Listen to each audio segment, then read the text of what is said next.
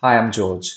In this video, I'll go through the customization options in the Settings tab for widget displays and how some of these options vary across the different widget display themes. If you want to learn more about the rest of the customization options, then be sure to check out our tutorial for those. So let's head over to Engage and then onto widget displays. Then click Edit on the display you'd like to edit. I'll use this one here.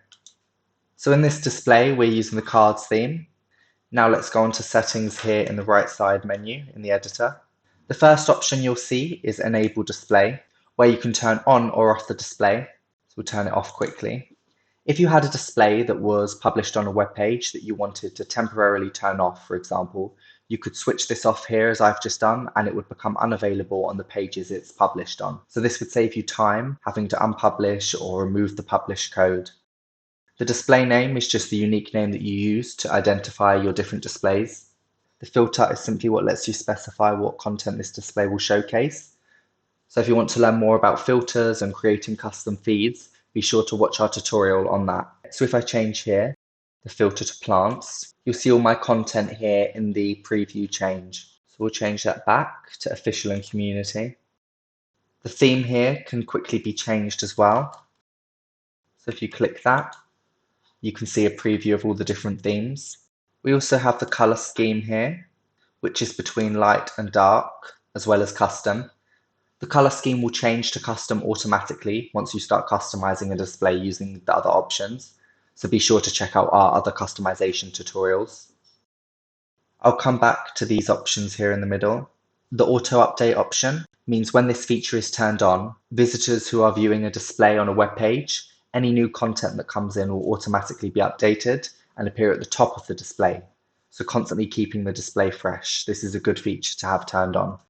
So with the auto update switched on, the update frequency comes available. This controls how often the display will check for new content. So we suggest leaving this at the default of 60. The click-through action controls what happens when visitors click on inline tiles in a widget display.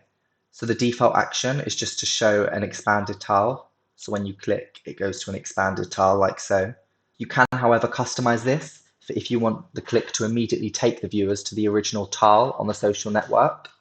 So if I change that to original on social network, you'll see that any tile I click will immediately take me to the social network, like so. The other option is for you to enter a custom URL. So when visitors click on an inline tile, they're taken to a chosen destination of your choice.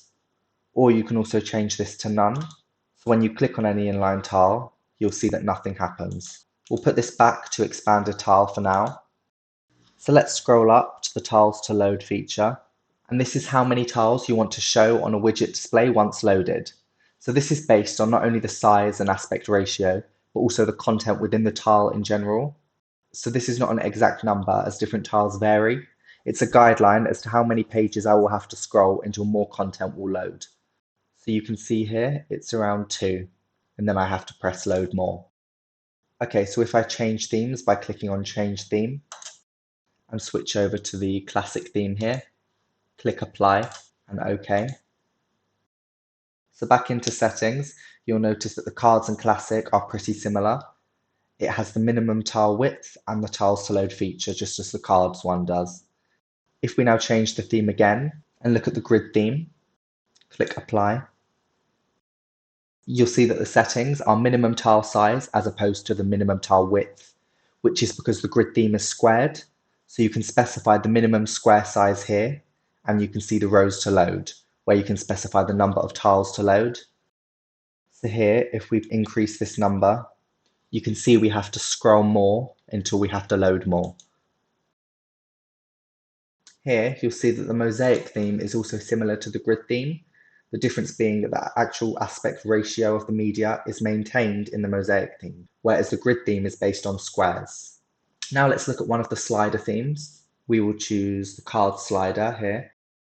All the slider themes showcase content in a single row, which you can navigate through using the buttons either side, as well as the bar here underneath the display.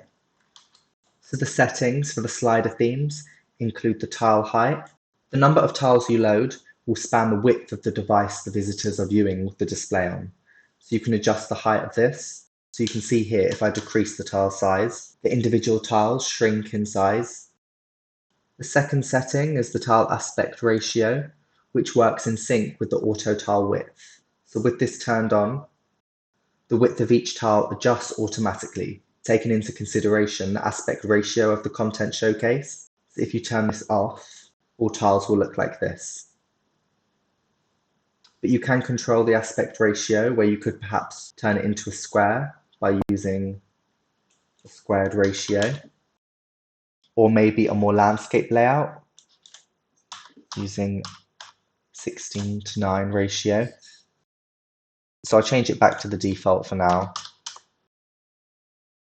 Now if I change theme to classic slider, you'll see in the settings that the same settings apply.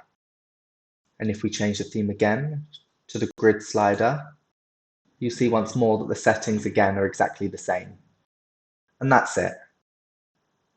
I hope you found that video helpful. Don't forget to subscribe to our channel and let me know if you have any comments or if there's anything specific you'd like us to cover. Thanks for watching, and I'll see you in the next video.